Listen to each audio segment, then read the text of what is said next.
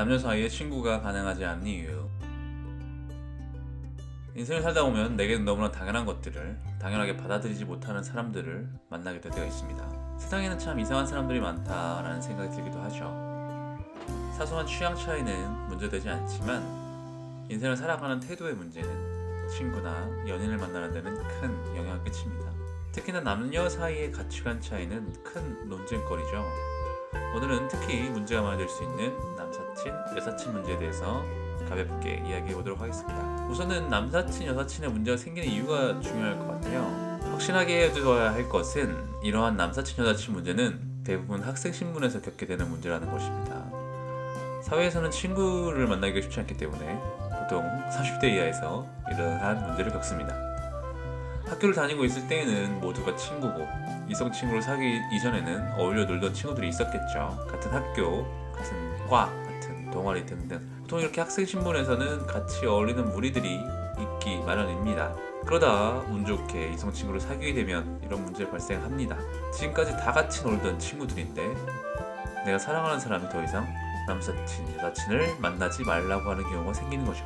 나이가 먹어서 가족이 생기고 아이가 있다면 친구를 만날 시간조차 없습니다. 하물며 이성 친구라니. 아무튼 이 젊은 시기에는 내가 사랑하는 사람을 위해서 당장은 친구들을 멀리하는 경우가 있습니다. 그렇지만 언젠가는 다시 만나게 되고 그러다가 작은 호감이라도 있었던 남녀가 술이라도 같이 마시는 날에는 문제가 생기는 것입니다. 그놈의 술이 문제인 것도 사실이죠. 남녀가 친구가 될 수 없다는 것에 대한 이유가 술 때문이라고 생각하는 사람들도 많습니다. 하지만 사실은 이 연인 관계라는 것이 상대방을 통제하여 내가 얻고 싶은 것을, 내가 갖고 싶은 것을 얻어낼 수는 없는 게임입니다. 통제를 통해서만 뭔가가 유지되는 연인이라면 그 끝은 불보듯 뻔하죠. 이별하게 될 겁니다. 하지만 이제 막 사랑을 시작하는 청춘들은 약간의 소유욕과 질투, 그리고 다른 사람들에 대한 불신이 더해져 남사친, 여사친 관계를 포기하라고 이야기합니다. 이런 일은 여자가 남자에게 요구하는 경우가 더 많은데요. 보통의 경우에는 여자가 연애를 하면 남자가 요구를 하지 않더라도 연인에게 올인을 하는 경향이 있습니다. 남자친구를 만나는 것이 제일 중요하고 제일 행복한 일이라서 우선순위에 남자친구밖에 없는 경우가 많죠. 친구들이 서운할 정도로 동성친구조차 안 만나게 되는 여자분들이 많습니다. 반면 남자들은 연애를 하더라도 친구들을 만나서 놀고 싶은 감정이 계속 드는 동물이죠. 아무리 사랑하는 여자가 있더라도 친구들과 PC방에 가서 게임을 해야 하는 게 남자입니다. 친구들과 어울려 놀지 않으면 무리해서 소외되는 것 같은 기분이 들기 때문이기도 하겠지만 친구들과 게임을 하는 것도 여자친구와 노는 것처럼 행복함을 주기에 자기가 행복한 일을 하려는 것이죠. 단순합니다. 게다가 남자가 문제를 더 많이 일으키는 동물이죠. 동물의 세계에서 보면 알 수 있듯이 남자는 많은 여성을 만나려고 하는 본능이 있습니다. 이성보다는 감정이 앞서는 경우도 많죠. 술이 들어가서 판단력이 흐려지면 그야말로 동물이 되는 경우도 많이 보게 됩니다. 게다가 남자들 사이에서 받아들여지고 있는 이야기 중에 하나가 있는데요. 바로 처음 만난 여자가 제일 이쁘다입니다. 아무리 아름다운 여자친구가 있어도 새롭게 알게 된 여성에게도 쉽게 호기심을 가집니다. 저렇게 이쁜 와이프가 있는데 바람을 피다니 이해가 할 수 없다.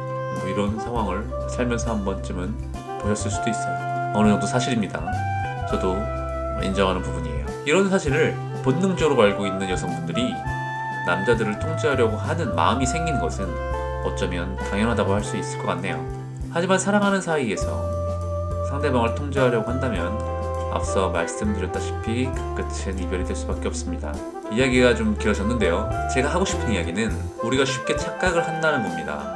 남사친과 여사친을 허용한다, 만다라는 것이 우리의 가치관에 따라 결정을 할 수도 있고 안 할 수도 있는 문제라고요. 탕수육을 부먹할지 찍먹할지는 아무리 탕수육은 당연히 부먹을 하도록 만들어진 음식이라고 하더라도 자신의 취향에 따라 선택할 수 있는 문제죠. 하지만 남사친과 여사친을 허용하느냐 마느냐의 문제는 한 개인의 가치관을 벗어나게 됩니다. 그렇기 때문에 이 문제는 허용하지 않아야 된다는 결론이 나 있어요. 제가 한번 예를 들어보겠습니다. 여기 한 커플이 서로가 서로에게 남사친, 여사친 만나는 것을 쿨하게 허용한다고 생각해보죠. 그리고 이 사람들이 각각 남사친, 여사친을 만나서 논다고 생각해봅시다. 그들에게도 각각 연인이 있습니다. 그렇다면 그들의 연인들도 남사친, 여사친을 허용해야만 하죠. 그래야 이들의 만남에서 상처받는 사람이 없습니다. 지금 만난 네 사람이 말이죠. 이해가 되시나요? 남사친, 여사친을 내가 괜찮다고 생각해서 끝이 아니라는 겁니다. 나와 연결된 누구 하나가 그것을 마땅치 않게 여겨서 친구의 만남을 원하지 않는다면 그것은 연쇄적으로 모두가 이성 친구를 만나면 안 된다는 것을 의미합니다. 친구의 친구, 친구의 친구, 친구의 친구도 다 남사친, 여사친을 인정해야만 그 모든 관계가 인정된다는 얘기죠. 그렇지 않다면 결국 누군가는 상처받는다는 의미가 되겠습니다. 그렇기 때문에 아주 엄밀히 말해서 이 세상 사람 모두가 남사친, 여사친 문제에 동의하는 경우는 있을 수 없기 때문에 자신이 혼자 아무리 괜찮다고 이야기해도 나의 연인에게 이성 친구의 존재를 인정해 준다고 해도 이 문제는 나만의 문제가 아니라 나와 연인만의 문제가 아니라 그 친구의 친구, 그 친구의 친구 이렇게 연쇄적으로 문제가 확산되는 문제라서 말하자면 합법적으로 남사친, 여사친을 인정하게 될 수는 없다는 겁니다. 사랑하는 사람을 만나면 이성 친구를 만나는 것은 포기해야 하는 것이 당연한 것이라는 겁니다. 이게 논리적인 결론이라는 겁니다. 알고 있습니다. 이렇게 이야기해봐야 자신의 가치관이 더욱 중요하다는 것을요.